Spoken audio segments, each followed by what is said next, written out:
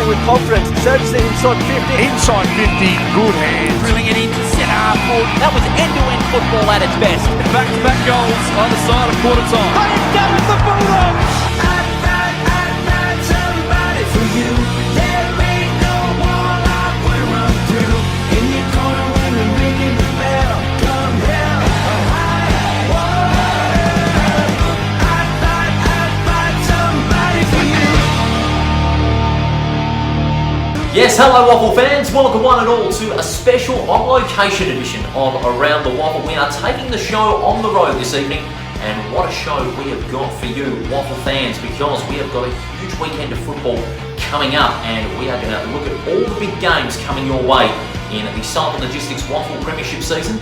Not just that, this Sunday it's the APCO WAFLW Grand Final down at Fremantle Oval, and what a contest that is going to be between Swan Districts and East Fremantle. This show is all thanks to our fine folks at Grants Car Stereo, Morley District Promotions down at East Vic Park, Sullivan Logistics, a specialist in WA transportation for 30 years, and Front Row Screen Sports, the leader in sports coverage in 2026 in the great state of Western Australia. My name's Paul Persick, and if you're wondering where I'm coming to this week, well, given the sense of the occasion, we're coming to you from HIF Health Insurance Oval here in Joondalup. The West Perth Football Club preparing for their final open training session of the season at the time of this recording, and they've allowed me to come into the coach's box, the inner sanctum of the decision-making from the likes of Paul Sanzoni, Stephen Armstrong, Josh Wooden and company. So a big thanks to the West Perth Football Club for allowing us to record here tonight, and what a show we have in store for you. A preview of all the round 20 games in the Sullivan Logistics WAFL Premiership season, the last round before finals, and there is plenty of intrigue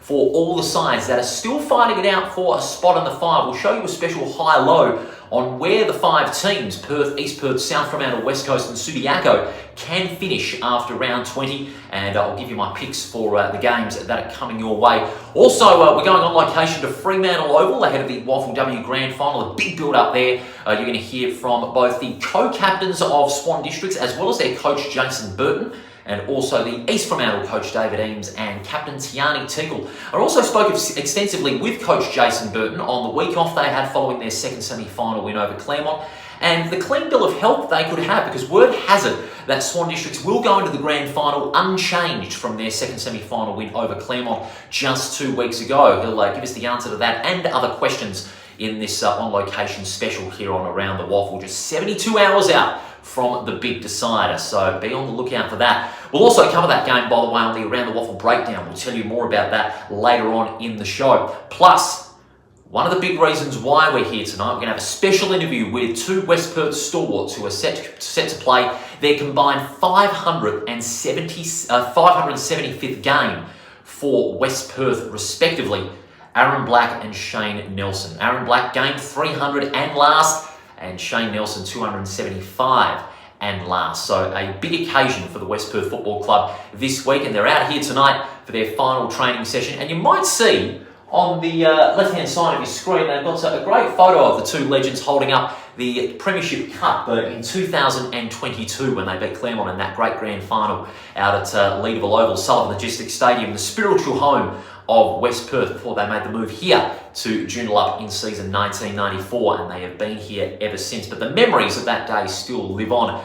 2 premierships for those two champions, unbelievable, and 8 Breckler medals between them.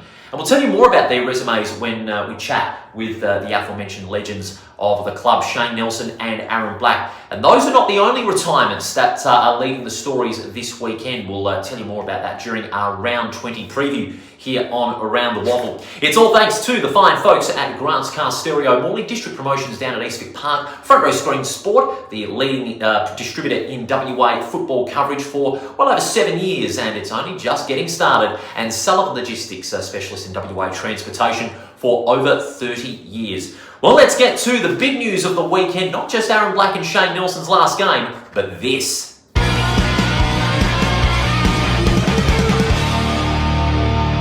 Yes, the WAFLW Grand Final. This is it. As Kenny Loggins once said, it is the decider. Sunday at Fremantle Oval from 2:05 p.m. And you can catch this game live on 7 Plus and on the airwaves of 91.3 Sport FM. What a contest we've got. Swan Districts in their second consecutive grand final and are looking to complete their redemption tour after their heartbreaking loss last year. They're up against the glamour side, a side you wouldn't expect in the grand final. East Fremantle, who finished third in the home and away season. They're under a first-year coach, David Eames, and by gee, they are looking to cement a special place in history. They haven't won a premiership since 2023, when they beat Claremont at Mineral Resources Park just a couple of years ago. 2023, that's right, when they beat Claremont down at Mineral Resources Park in that amazing grand final.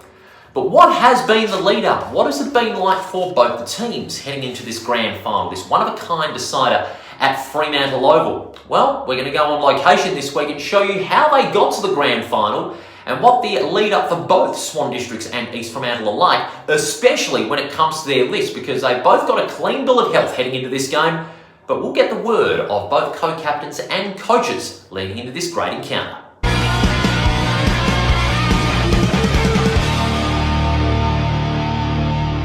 This is how Swan Districts and East Fremantle got to the grand final. The grand final on August 23. Look how much it means to the Swan Districts players. Any score gets them through to a grand final to crush Claremont's dream of a 3-peat. It's the best goal Tiani Teagle's ever kicked. Now the time for talking is about to be over, and both Swans and Sharks are ready for action. From last year, we did have the group, the connection, but I feel like we've come back and in terms of our footy, we've developed our footy a lot. Definitely having the experience in those close games has certainly proved us well. So I think we back ourselves and we back our process to play, the whole game, and hopefully the results can go our way. Swan Districts have had the fire to get back into the decider since the heartbreak of last year. And coaching captains know how much the fire burns from within. From last year, it was a very close game, like we were saying. It was a point and it was very upsetting, but I think that just gives us more hunger and more drive, and a lot of our group was in that team. They'll go into the grand final with a clean bill of health, and for Jason Burton, it's a rather pleasing issue to have as a coach. Yeah, we're actually really fortunate that our whole list, we pretty much haven't got anyone unavailable, which is, as they say, a good problem to have. But our depth, we've used 36 players this year, and I think any of those 36 could easily play this week. So it brings us a dilemma, but what it does mean is that we're all in. After all the engulfing pre-season drama, fence gate and player loss, who would have thought East Fremantle would make the grand final? Yet they did. But it's an underdog tag Tiani Teagle is willing to embrace. Probably been kind of tired with the underdogs all year, but we'll take that, and we'll take that into our favour. Swans obviously finishing as the minor premiers will probably go in as the favourite, but that doesn't faze us. We'll back our process and back our game to hopefully get the job done. For coach David Eames, their preliminary final win was down to their stingy backline in extra time. But he says that's not the number one focus area of their game in Sunday's grand final. I mean, it'll be a focus for us because that's the way I like to coach. I've always, and I kind of laugh when people go, gee, they're very defensive, and it's like, well, that's the game. And in a women's game, it's probably even more significant, because if you can defend, then you're in the game. So after 20 weeks of football up and down the Western land, we now come down to just two. Swan Districts and East Fremantle. It's set to be a grand final for the ages. And my final word, all the very best of the teams. At Fremantle Oval, Paul Persick on location for Around the WAFL.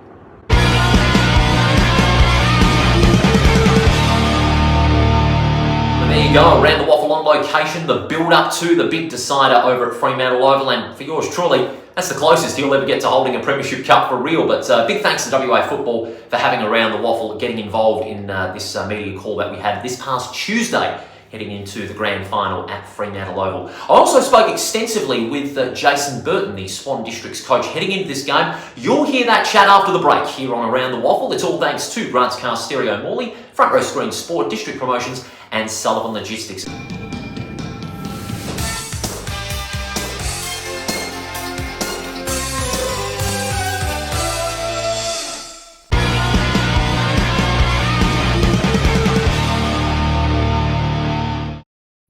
Take it from me, great things happen at the WAFL. Valentine Roads and goals. With free entry for kids, future stars on the ground, and a kick to kick at every break. The WAFL is where footy memories start and legends are made. Follow the WAFL on socials or get to a game.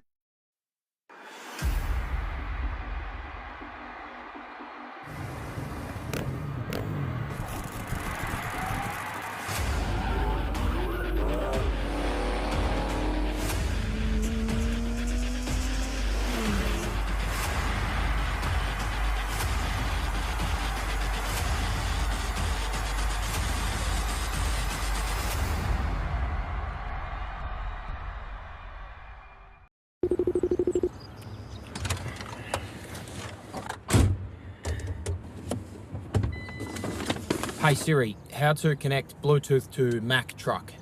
Sullivan 2, what's your position? Just a midfielder, mate. On your left. Oh, come on, get out of the way.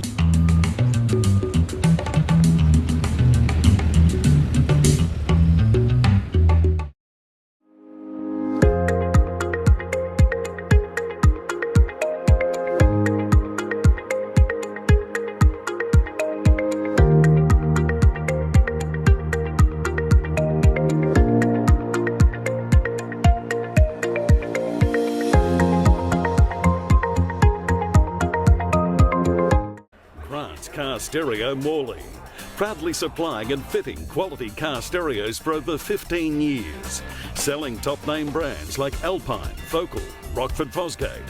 From a simple upgrade to complete custom systems, stop in and see Grant and the boys at 61 Russell Street, Morley, or visit us online at carstereo.com.au.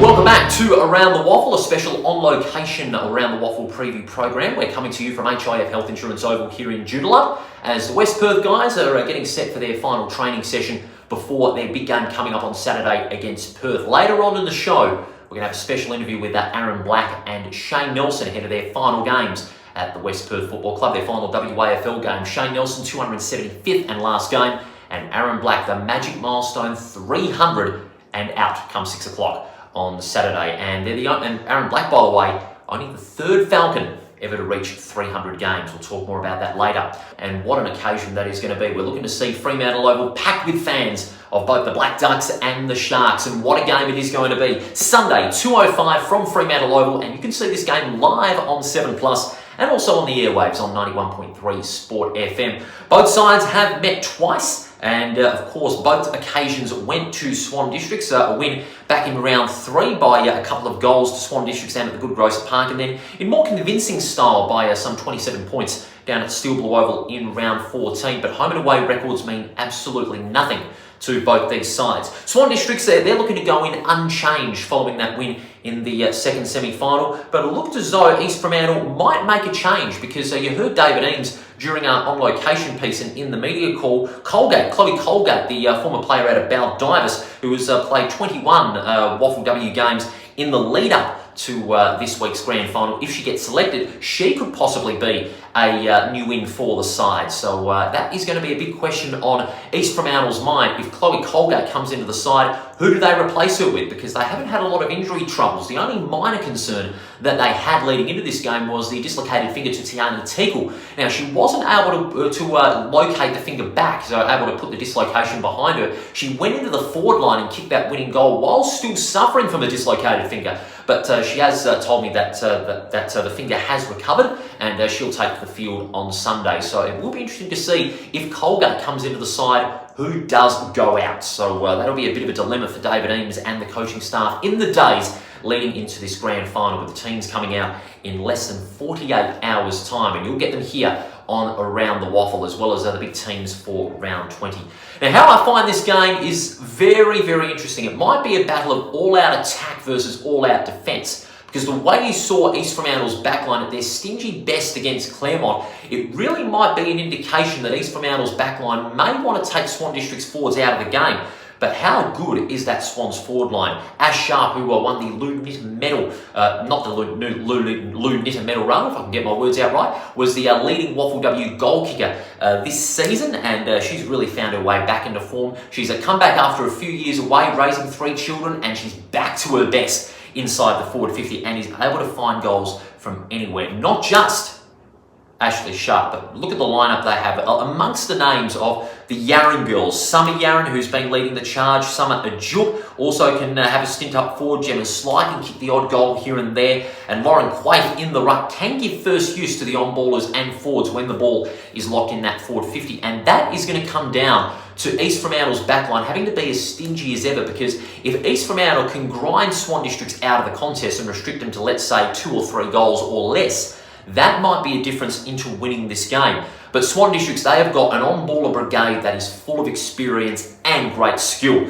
Not saying that East Fremantle's on-ball brigade doesn't have skill, but they don't have the necessary experience. And that's where girls like Jamie Henry can do the most damage. Averaging almost 50 disposals during a stretch in the season, had over 50 disposals in almost 3 games during the season, and is a favourite for the Dara Kerr medal. Of course, won our WAFLW Player of the Year as well.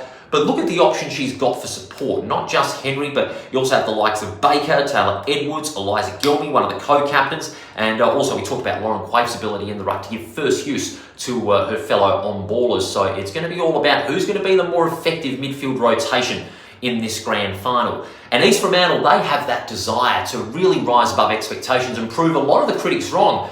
I'm happy to say I've been proven wrong by East Fremantle, because even though there's still a lot of chinks in the armour that they need to work out, they've got that hunger, they've got that desire to really take it up to Swan Districts in what's going to be a ferocious contest. With conditions not as initially forecast, there was going to be some rain down at Fremantle Oval, but it looks as though it will hold off for the grand final, which is very good news for fans that are going over there to Fremantle Oval. And by the way, tickets being discounted as we speak. We'll talk more about that later. But East Fremantle, with the dry conditions and with it being on sort of home turf, being Fremantle Oval, East Fremantle having played some home games there over the years. But I think that the neutral turf narrative can still apply, the neutral ground narrative, because East Fremantle, they don't tend to play Fremantle Oval that well. If you keep in mind, they got thrashed back in round 1 in the Derby against South Fremantle, but since then they've responded. Swan Districts, they've been able to play Fremantle Oval very well. They beat South Fremantle there quite convincingly earlier in the season. So it's going to be a case of, with all this in mind, who wants it more? And my pick will be Swan Districts.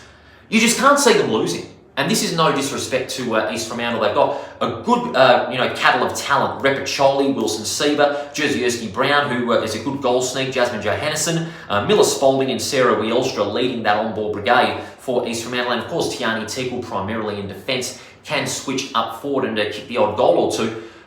But not a lot of people can see Swan Districts losing this one. The fire that's burning from within since last year's grand final, you can't waste that on one poor performance on grand final day. And that's why I've gone with Swan Districts to get the job done. But by gee, it is not going to be easy. East Fremantle will come out with all guns blazing in this grand final. And in their 4th grand final in 5 years, they've got at least 3 or 4 players that have experienced the glory of grand final day and the pain of grand final day too. But all the Swan Districts players, they've retained a good core from last year. They've been there, done that, and Swan Districts will get it done. Have your say on the Around the Waffle YouTube channel in the comments below, or you can have your say on the socials as well. Who's going to win on Sunday? Is it going to be Swan Districts or East Fremantle? Well, it's not the only grand final, so the menu looks like this. 2 big games coming up on Sunday at 11:20, and this is live on the Waffle YouTube channel. The same 2 clubs will battle it out in the Rogers Cup decider. Swan Districts and East Fremantle, they both finished in the top 2, and they will have a shootout to determine who will be Heartsport Rogers Cup champions, and that'll be at 11:20, and then at 2:05, live on 7+, the big main event. Swan Districts looking to complete their redemption tour against the glamour side, East Fremantle, who are looking to complete an amazing fairy tale season first under David Eames. Only one can have both hands on the Premiership Cup. And by the way, we'll have our full extended breakdown, pre-game, halftime, and at the final siren. And thanks to your response as well, we're able to bring it back for the grand final. Your response was absolutely sensational across the finals leading into this grand final, and we do appreciate it very much. So the Around the Waffle breakdown will be back on grand final day, covering the grand final from all aspects, pre-game, halftime, and after the final siren. Don't go anywhere, because after the break, we're going to have a full preview of all the round 20 matches in the Sullivan Logistics Waffle Premiership season. A special interview with Aaron Black and Shane Nelson ahead of their final games, and a little flashback that sees them involved. This week's Around the Waffle flashback, well, you might have seen on the photo on the big screen on the corner to my left, we're going back to 2022, a special day in West Perth history when both Blackie and Nelly were a part of the 2022 Premiership team. Stay with us, this is Around the Waffle thanks to Grant's Car Stereo, Front Row Screens, Sullivan Logistics and District Promotions, coming to you from HIF Health Insurance Oval in Joondalup.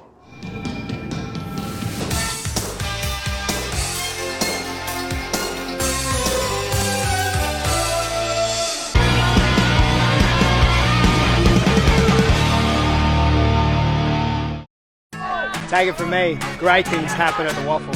Valentine Roads and goals. With free entry for kids, future stars on the ground, and a kick to kick at every break. The WAFL is where footy memories start and legends are made. Follow the WAFL on socials or get to a game.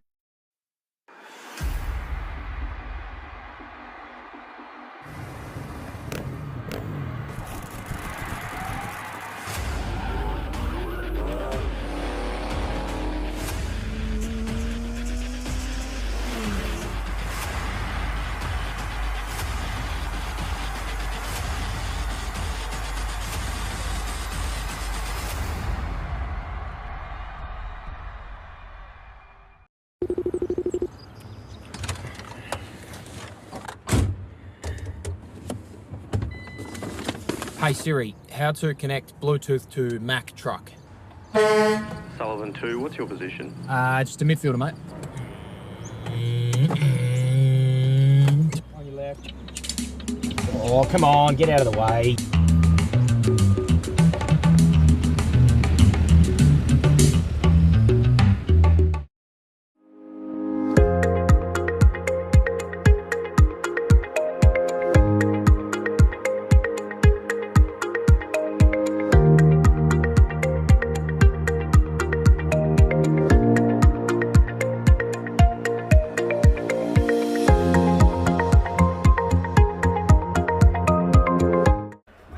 Car Stereo Morley, proudly supplying and fitting quality car stereos for over 15 years, selling top name brands like Alpine, Focal, Rockford Fosgate. From a simple upgrade to complete custom systems, stop in and see Grant and the boys at 61 Russell Street, Morley, or visit us online at carstereo.com.au.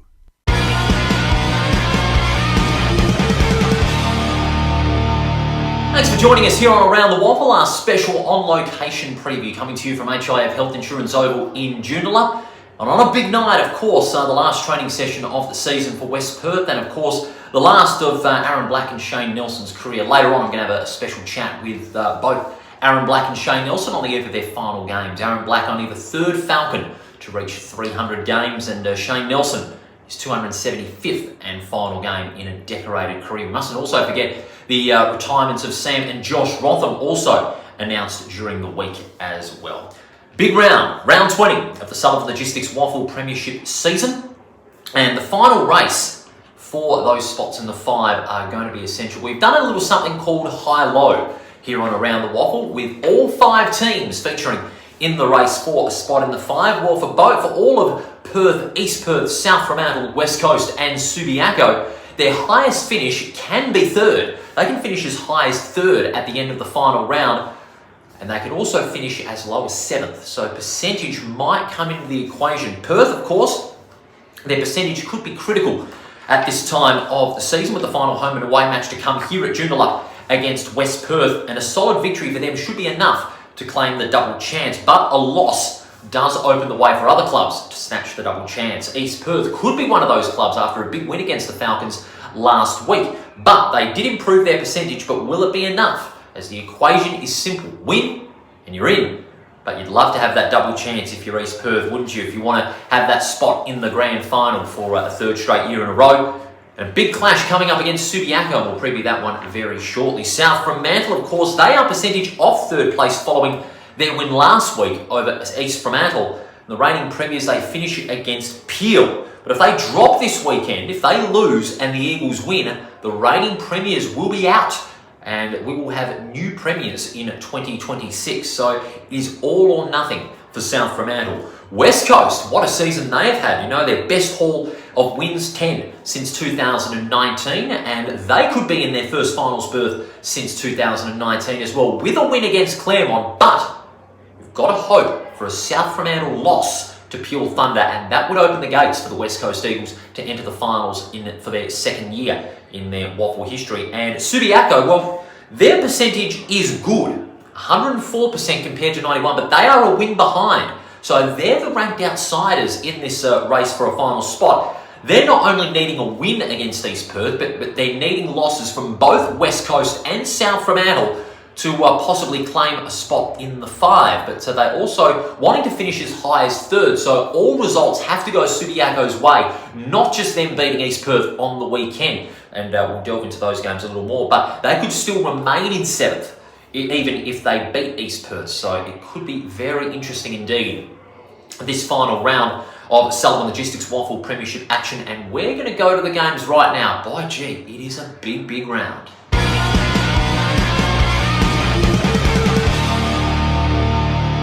And we start off at 2:10 p.m. on Saturday, live on Channel 7 and also on Sport FM. This is a big one. East Perth and Subiaco. And this is a clash that is going to be built as a Titan-like contest. The co-tenants at Sullivan Logistics Stadium battling it out with a final spot up for grabs. The task is simple. Win and you're in. Lose and you're out. And neither side would want to have their season ended early. Of course, Subiaco, they won a shootout down at Sullivan Logistics Stadium in round 1 by 7 points, and you could expect the same thing in this final round clash. They started the regular season against each other, and they'll end the regular season against each other. And would you expect this one to be another high-scoring contest? I certainly would, especially if East Perth's forwards are firing at the right time, with Medhat, Graham and Kuet coming off electrifying performances last week, in which they kicked 12 goals between them in that derby win over West Perth, and their engine room's starting to fire. I said on Around the WAFL on Monday that if Brayshaw and Abajuri are not in the side, the onus falls on Liam Tedesco. Over 30 disposals, and he's played that number 1 midfielder role, and if that engine room keeps relying on Tedesco and he delivers, that could be a huge difference in East Perth making the 5. On the other hand, for Subiaco, they've got a good midfield set up too. The Hickmott boys, Greg Clark, who's become a tackling machine in the last 12 months, and Marlon Corbett, who's been used as an experimental midfielder, playing a bit down on half-back as well. And Jared Schofield, if he utilises him down the middle on Saturday, then that could add Subiaco's midfield as far as an extra dimension of pace. They've got good run and carry, Subiaco, and they could counter East Perth's system later on in the season, and later on in this important game, and make no mistake about it, it is going to be a crunch game, and by gee, watch out for that electrifying midfield.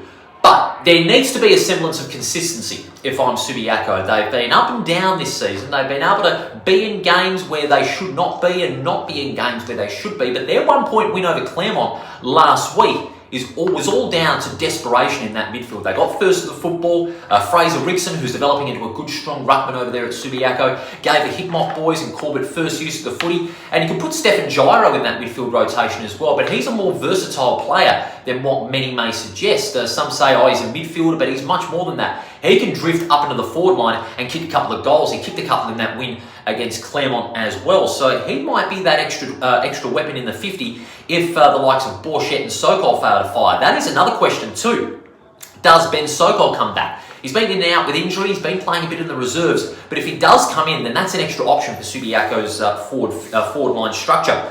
East Perth will need to have a good backline structure if they're to counter Subiaco's forward pressure, and it won't be just down to that. I reckon it needs to be from within. They need to find that extra belief in themselves to see if they can make the finals. I'm going with East Perth, but narrowly. Expect Subiaco to put up one hell of a fight in this contest, but the Royals, they must find ways through their forward line that fired last week to fire again this week and get amongst the goals, be scoreboard pressure heavy against a Subiaco backline that's still lacking some experience. So East Perth, I think, will get the job done. Let us know who you think's going to win in the comments, East Perth or Subiaco. Either way, it's going to be one hell of a game.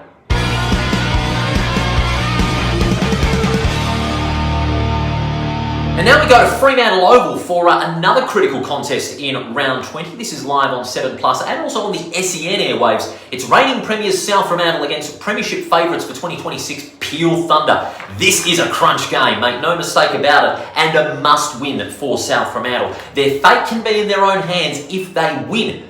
But Peel Thunder, well, even though they've sealed the minor premiership, they will not be taking their foot off the gas, you can bet that. However, there is a concern surrounding Corey Tregenza. Now, Tregenza did not play in that loss to the West Coast Eagles, and if he does play, then what a bonus that is going to be. They were without a lot of tall timber in the forward line in that second half against the West Coast Eagles, in which they went down by 9 points. And they're going to be without a couple of other players. Toby Murray making his Dockers debut. He made the flight to Melbourne to be in that Fremantle squad for the last round against Carlton, so they'll be without him. What's also going to be interesting is if how Nichols can lead that forward line. Charlie Nichols, who bobbed up with 4 goals in that 9-point loss. But also you have the likes of Sharp, Wan, Banfield and Tardrew leading that midfield rotation with a lot of run and carry through the midfield. But you've got to encounter South Fremantle, who are at home and they know that they want to defend their premiership in September. But to do that, they've got to make it first. They've not gotten out of first gear at all this stage at any stage during the season, and this could be their opportunity to really get into gear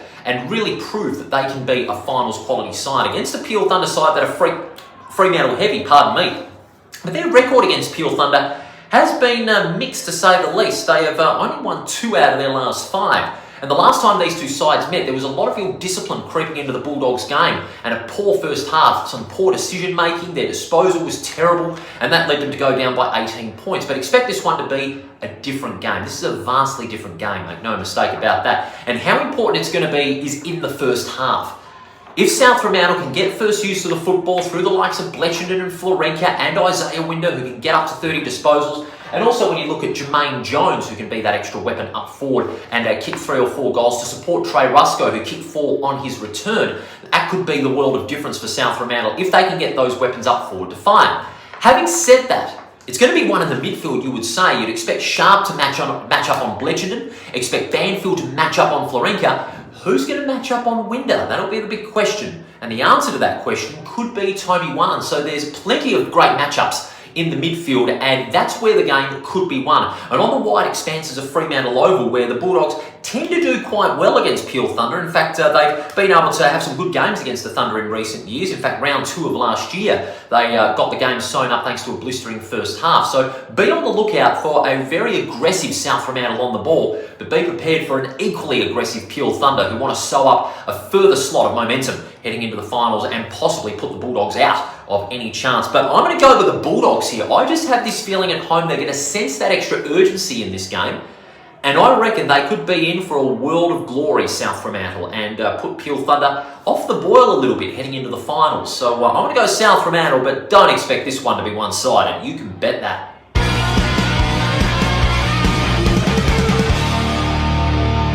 This game may be the only inconsequential game as far as finals ramifications are concerned, since both teams can't make the 5, but there's still something to play for at the Good Grocer Park. East Fremantle taking on Swan Districts. Now, this will be live from 2:30 on 7+. Going back to round 6, their last meeting, Swans had a fairly convincing win over East Fremantle in the last game before the state game break, and that was the game of the coming of age of William Reedy. But since then, he's been up and down in form. But we're not putting the onus on Reedy here, we're just telling the facts about the happenings. But this game at the Good Grocer Park is so important for both sides. Even though it's the last round, not a lot of consequence riding into this game, but they can prove that they're going to be on a good side for 2027. They want to give their fans some optimism heading into next year, because that'll be the first thing that'll be on their minds. What can they do? What can they build for next year? And for East Fremantle, well, there's going to be a lot of young kids stepping up to the plate, including the new faces, Smart and Robinson, who have had fairly decent years in the forward line for East Fremantle. But there's going to be a bit of emotion in this game too. Jared Jansen during the week announced his retirement, and he's going to be playing 150th game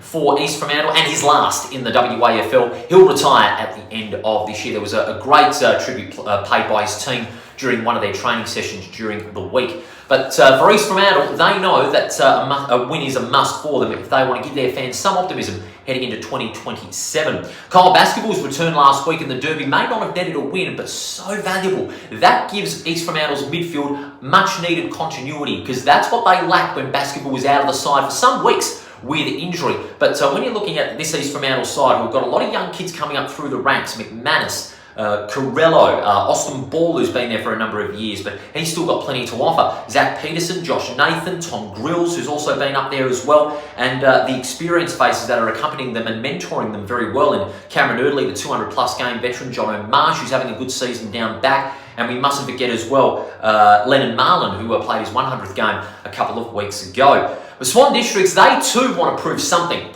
that they can be a side that might be better than what their ladder position suggests, because they've always been in games. but they have not been able to put sides away. They did put East Fremantle away back in round 6, but when you look at their last quarter last week against Perth, they really lost their way in the final 10 minutes, and that's what Andrew Pruner's been trying to really get rid from the Swan Districts game plan.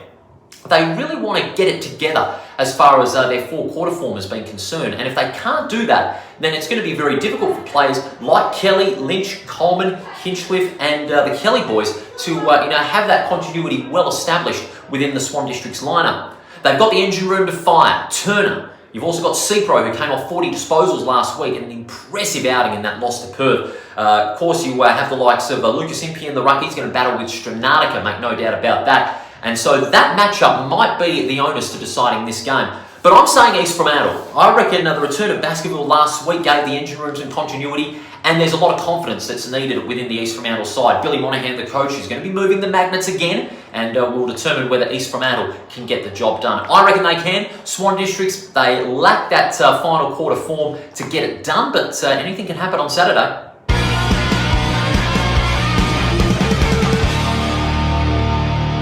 And that leads us to the 4th game right here at HIF Health Insurance Oval at 3:10 p.m. live on 7+, West Perth and Perth. And for Perth, it's simple. Win and 3rd place is yours, and a trip to Revo Fitness Stadium will be on the horizon, the qualifying final against Claremont. But you've got to get there first if you're Perth, there's no doubt about that. But expect West Perth to be right up there, because a lot of emotion riding into this contest with the farewells of Aaron Black, Shane Nelson and the Rotham boys. Don't forget, we'll have a special interview with Aaron Black and Shane Nelson later on in the show.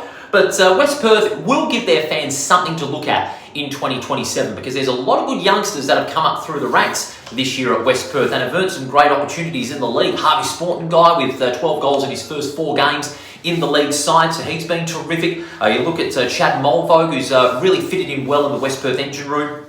And you also have a look at Max Connell, Ryan Gallen, Darcy Keenan as well, who fit in quite well into the system. But also, you have the regulars that are going to go on for a number of years yet. Connell Lynch, who is continuing to find a lot of the football in midfield. Nathan Alexandre, he's finding his feet again. And of course, you talk about Zach Wadman down the back line and Tyler Keitel. There's been questions about him. Will he go on next year, or will he be another to call it a day? Only time will tell.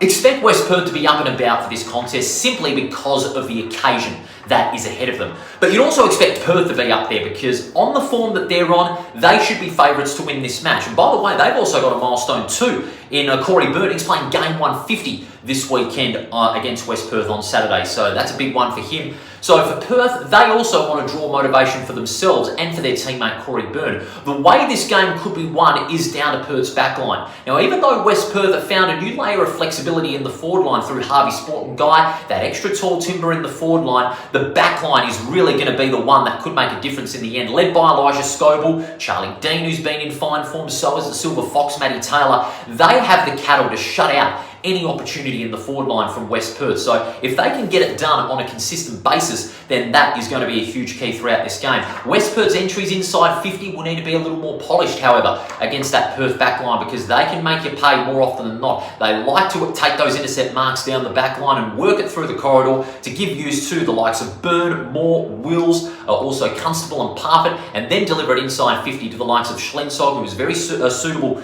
as a forward, can play that swingman role. Brayshaw, who started out very well against Swan Districts last week with a couple of goals. Shout out to the Brayshaw family as well. James Brayshaw, the 7th commentator, was there last weekend cheering his grandson on, and that is great to see. But when Perth are starting to fire, you know you're going to be in for a hard game, and Perth, I reckon, can get it done. They've got the double chance in their sights, and they've got the cattle to do it. They've got the midfield experience to do it through Constable and Parfitt. They've got the forward line to do so. Clark has been on fire again. Don't forget Kane Johnston to add the extra tall timber into the forward line. And you mustn't forget as well, Parfitt and Constable can drift up forward, be your goal-kicking mids, and add some extra scoreboard pressure. But don't expect West Perth to be anything less than in a fighting mood. They want to get up for their retiring stars, but Perth, I just feel, will spoil the party because they've got a little bit more to play for. They've got a September campaign on their sights, and they want the double chance, and I reckon they'll get it.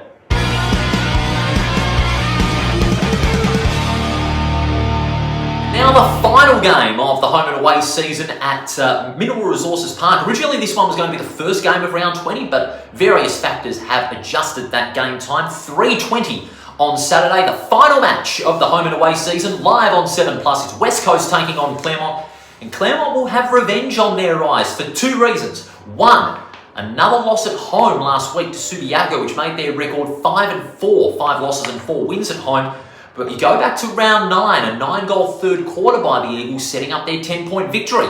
So they've got a little bit of redemption in their eyes. They know they can't lose second place, but they don't want to go into the finals with 2 straight losses. Momentum is everything at this stage in the season for any team, regardless of where they are on the ladder, whether they're in the 5 or contending for a spot in the 5.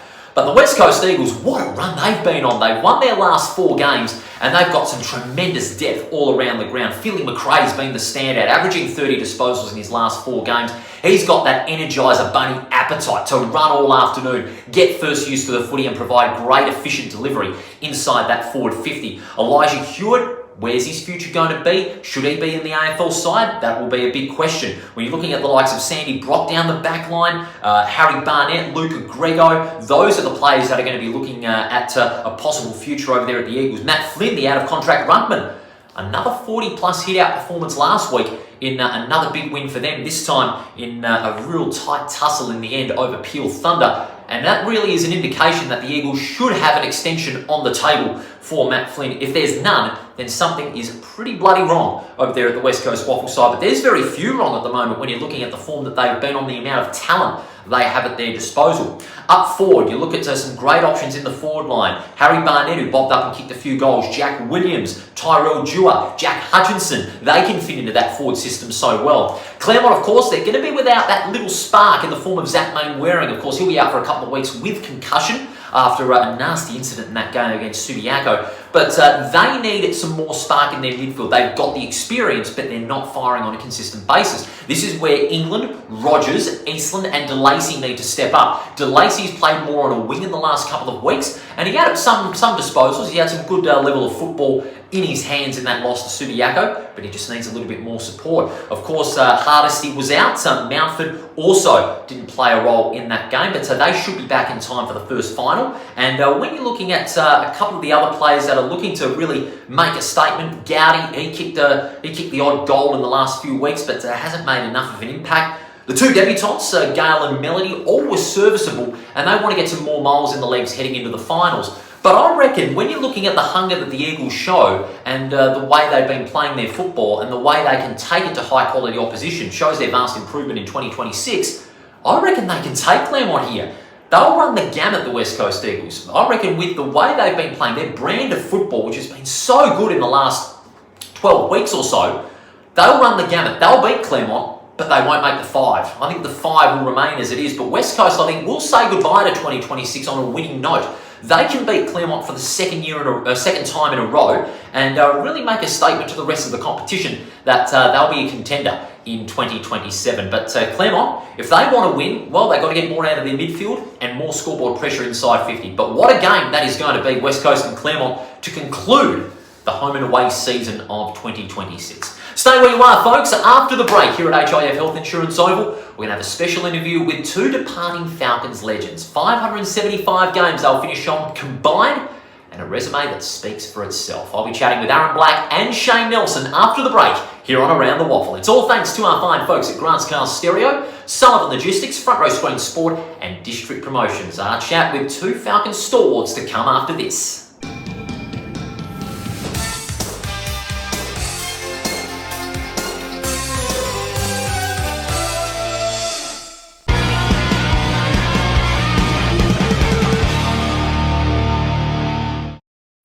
Take it from me, great things happen at the WAFL.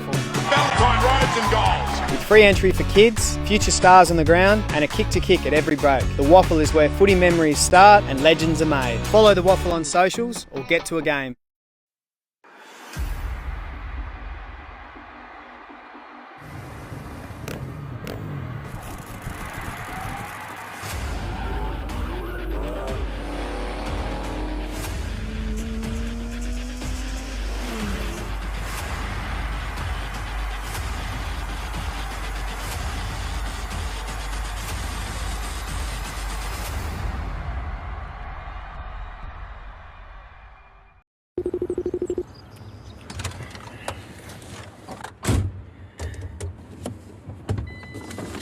Hey Siri, how to connect Bluetooth to Mac truck? Sullivan 2, what's your position? Just a midfielder, mate. On your left. Oh, come on, get out of the way.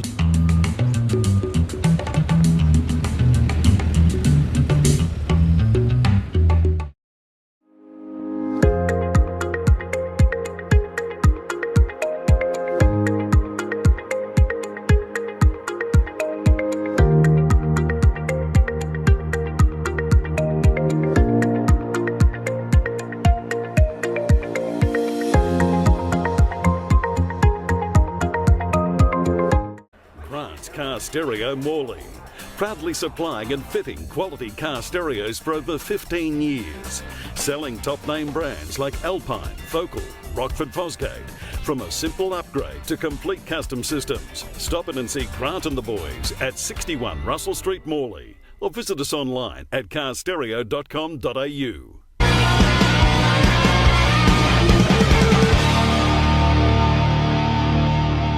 Well, 575 games combined is quite an impressive record these days in the WAFL. Well, two players that will possess that record for eternity is Aaron Black and Shane Nelson. This weekend, they're playing their final games as the West Perth era ends, a successful era at that, and a resume that speaks for itself.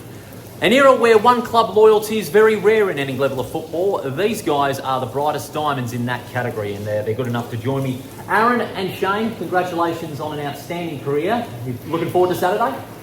Yeah, g'day Perth. Thanks for having us on, mate. Yeah, looking forward to Saturday. Obviously an emotional time, but yeah, really excited to get out there.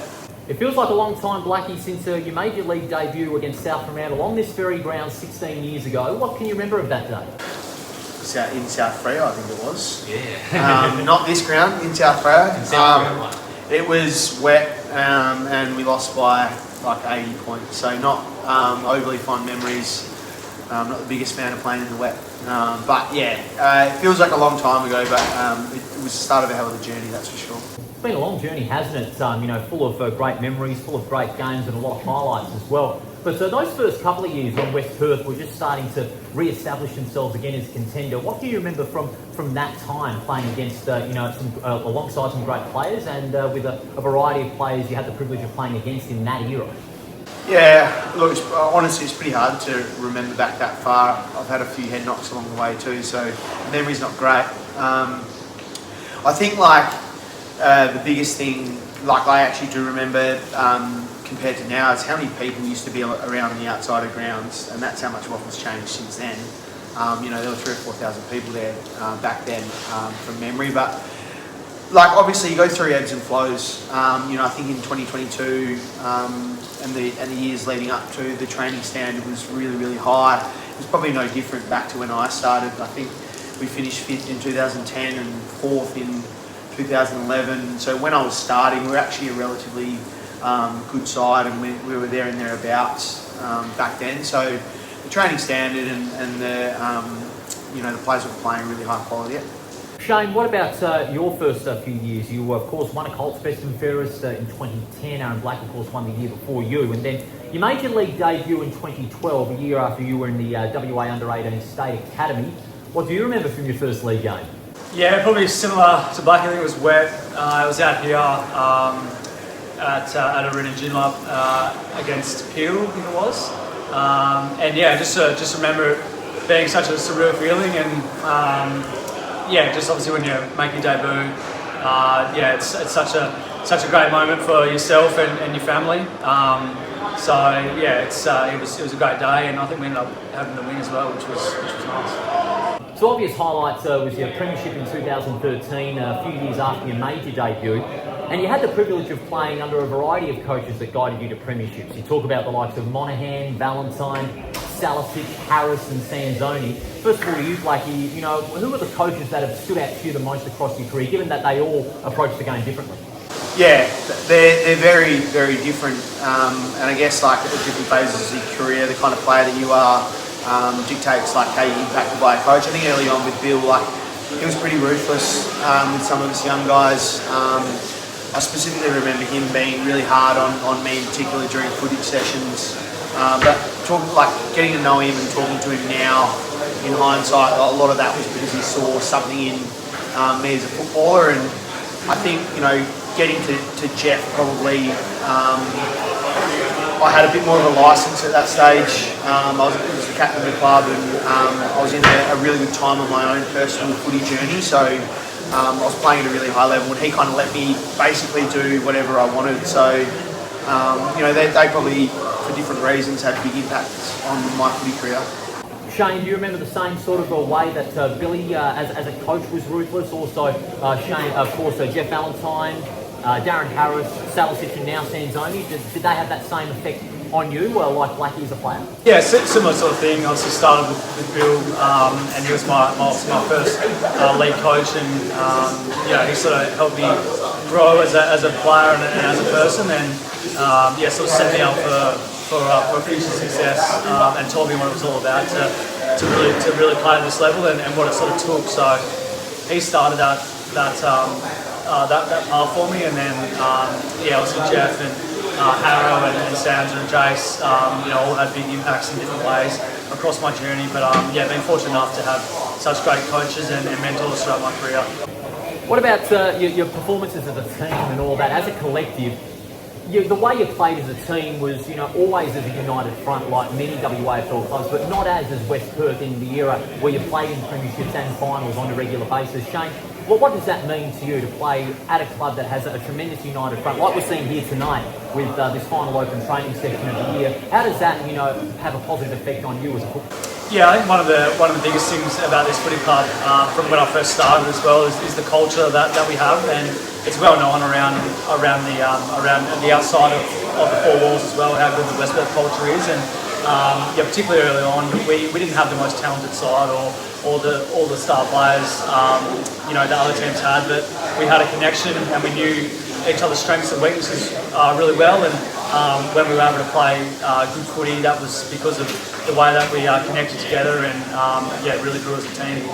Now, Aaron, of course, football is all about winning premierships. It's always a team game, but you always have the individual highlights. Your Sandover medal in 2014, big night and a big triumph for you, and a big occasion that you're always going to be up there as one of the all-time greats. What can you remember from that night and getting that medal that has been worn by so many greats in the WAFL? Yeah, I wouldn't say big win, because that was me and him sort of battling out at the end. And we was sold off Blackwell, but yeah, look, like you said, the premierships is really why you play, and it's cliche, but it's true, because you play a team sport, you play to win things as a team, don't really go out there, and the individual awards come as a part of other people helping you gain success. You know, none of my individual awards probably wouldn't have happened without Shane, and I've spoken about it during the week, but like, we grew up going through high school together, playing footy together, and when you're mates, you challenge each other, sometimes without even realising. You're competitive, so when someone's doing something, you're not necessarily thinking about whether you want to do the same thing too. So when Nelly has 50, you know, I want to have 50, or I want to impact the game. Now, a united front at West Perth has always been the number one thing at this club. You always play in front of a very loyal fan base, whether it be at home or whether it be away, where the fans come around and support you. What has been the fan support like for you as players and as a part of this club? Yeah, it's been, yeah, the West Perth supporters are always like very loyal supporters. They stick with you through the good times and the bad. Probably changed a little bit since the back end of our careers, sort of dropped off a little bit, but yeah, the main group that have been here from the start have been very loyal, and they're very passionate, and they want results, and you can understand where they're coming from at times. And yeah, they're a great bunch of supporters, so absolutely. Aaron, what about from your perspective, the support that you've had over the years from, you know, the loyal West Perth fans, young and old, that have come to the games? Yeah, look, I think back to when we were struggling financially and we had all this stuff happening there, and as the captain of the club, I just remember people like really digging in and dipping in to help keep the club afloat and keep us playing footy. You know, a lot of people, you know, financially found out a way to be able to provide and help the footy club. That speaks volumes. You know, in the day and age that we're in, that, you know, being financially I guess okay is really important, and people were willing to do those kind of things to help. You talk about that stage being such a critical stage in the club's history. What about that year when the club was almost on the verge of shutting its doors and you make it to a grand final? Do you have any vivid memories from that day? You know, down at Fremantle Oval, beating South Fremantle to make it to a grand final against the odds? Well, we didn't really do it very often against South Freo, so like that probably stands out a fair bit. We lost to them quite regularly, whether it be like the opening game of the year or in important games. So just to be able to get that monkey off the back and beat them when it mattered, more than ever, and with the trouble we faced off field, it was awesome. We were in the end going to go up against a juggernaut side who I think were undefeated in Subiaco, the 2 weeks later. But it was a good, like a pretty positive time considering we weren't going well off field.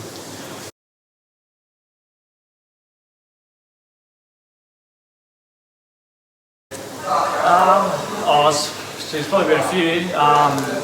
Luke Blackwell and Brendan Lee were 2 pretty good players earlier on in my career. They were always tough opponents. And then probably later on, Riley Morgan from Subiaco. He was pretty good tag. He was a good runner, and probably those 3. Aaron, what about you? Well, if we're doing it that way, I think like more recent times when I went head-to-head, I used to go head-to-head with Hayden Sloyfin and Jai Bolton regularly through the Jeff year and slightly before that. They're probably 2 of the better ball winners that I come up against. And best tagger, like Brent Marnie from Subiaco, for those who would think back to that era, which is mid-2010s. He's someone who used to get me quite regularly and put me to bed. What about the days ahead? The next few days are going to be, you'd feel surreal to be fair to say, when you have those final couple of days before you head out onto the field for the last time. What's the emotions inside are going to be like for that big day on Saturday when you play your last game? Yeah, like I said, it's going to be emotional, no doubt. When you've been at a club, one club for 15 years or so, there's always going to be a bit of emotion attached to it, and all the people you've met along the way, and supporters that have been a part of the journey throughout your time, and the people that have given up their time to make it all possible. So it's going to be emotional, but at the same time, it's a good time to reflect on. Like I said, the people that have helped me along the journey.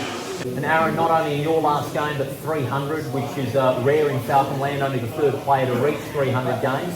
What's the day like going to be for you? It wouldn't be too dissimilar to what Nell kind of just mentioned.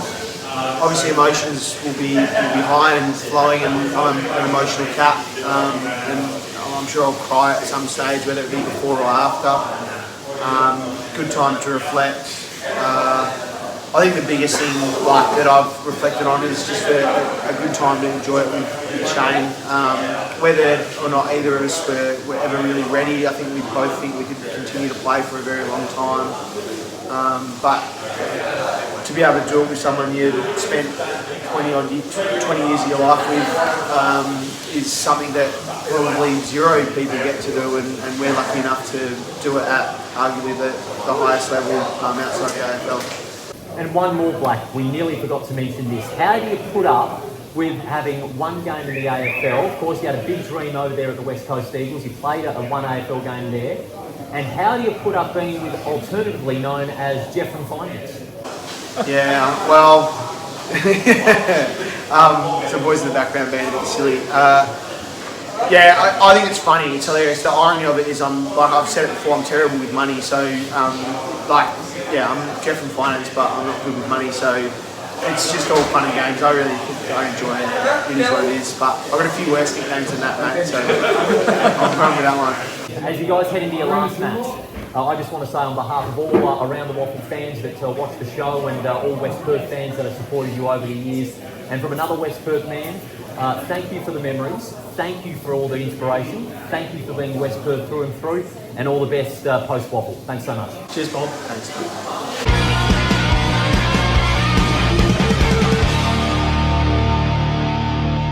Well, there you have it. 2 legends of the West Perth Football Club saying farewell on Saturday. And a big thanks to Blackie and Nelly for spending a few minutes with us, having a chat on their decorated careers and their last games coming up in the WAFL. Aaron Black, 300 and out. Shane Nelson, 275 and out. And on behalf of everybody at Around the WAFL, I'd like to echo my statement that I made earlier. Congratulations to both on great careers, and also to Sam and Josh Rotham, also saying goodbye at the end of Saturday's game. And just for them, why not? This week's Around the WAFL flashback, we're going back to 2022. An amazing grand final. West Perth taking on Claremont at West Perth's spiritual home, their original home, at Sullivan Logistics Stadium in Leederville, in front of almost 18,000 fans. West Perth rising to glory and claiming the 2022 premiership. Here it is.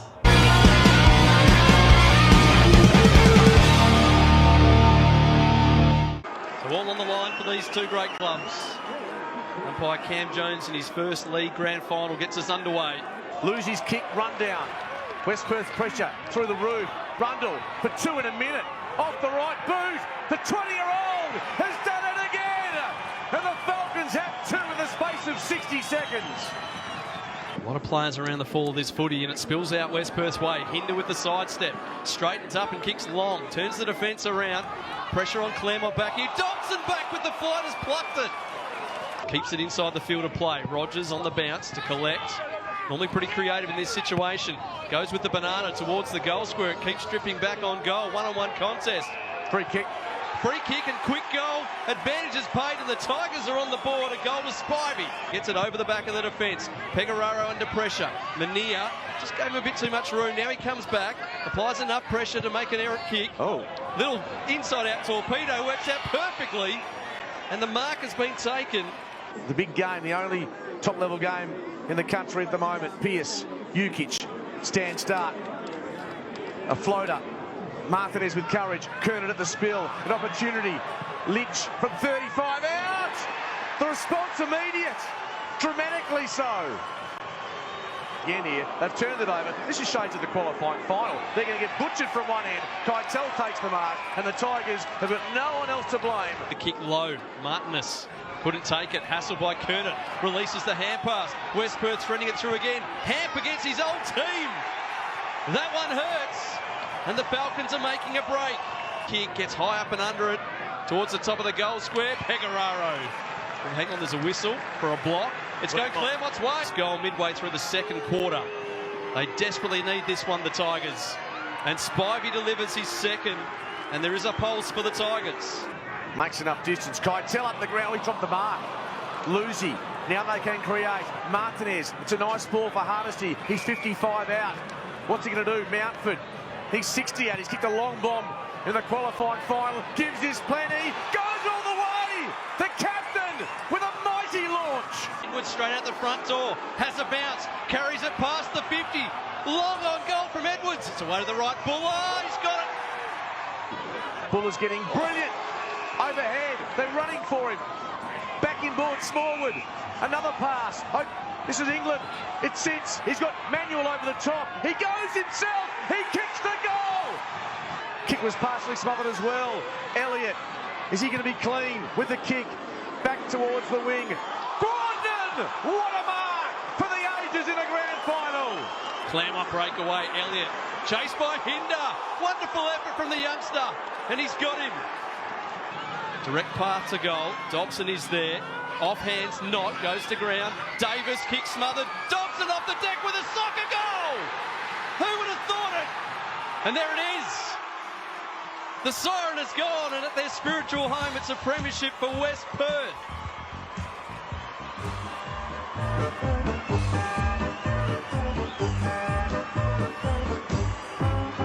It's a grand old flag, it's a high-flying flag, it's the emblem for me and for you. It's the emblem of the team we love, the team of the red and the blue. Now that was a good day, just quietly being a West Perth man. 2022, down at Leederville Oval, Aaron Black and Shane Nelson, their finest moment in their career in the last few years, winning a premiership. And that was, of course, under Darren Harris, who ironically was a former coach of Claremont, got them to a grand final 2 years before, got booted, made his return to West Perth, and let's just say it was vindication for the great man, given the circumstances. But a great day for Blackie and Nelly ahead of their final games. Well, that does it for this week's edition of Around the Waffle. Big thanks to the West Perth Football Club for having us here tonight at HIF Health Insurance Oval. And again, a big thanks to Blackie and Nelly, Aaron Black and Shane Nelson, for chatting with us on the eve of their last games. Have a great weekend of the footy. We'll be back on Sunday for the breakdown of the WAFLW Grand Final, and what a grand final that is going to be. You do not want to miss it. Swan Districts and East Fremantle live on 7plus from 2:05, and all the big matches in round 20 of the Sullivan Logistics WAFL Premiership season coming your way on Channel 7 and on 7plus as well. So a big round coming up with finals implications riding on almost every game. We'll be back on Monday in our usual Henhouse studios for a big recap. Rothy will be back, and I hope his voice is all right as well after calling a WAFLW Grand Final for the second year in a row. Rothy, go get him. All the very best. And let's hope all 5 ambulances may not have to cart you off Fremantle Oval. But enjoy the weekend of footy, everybody. We'll see you on Monday for our recap program from the Henhouse. Bye for now.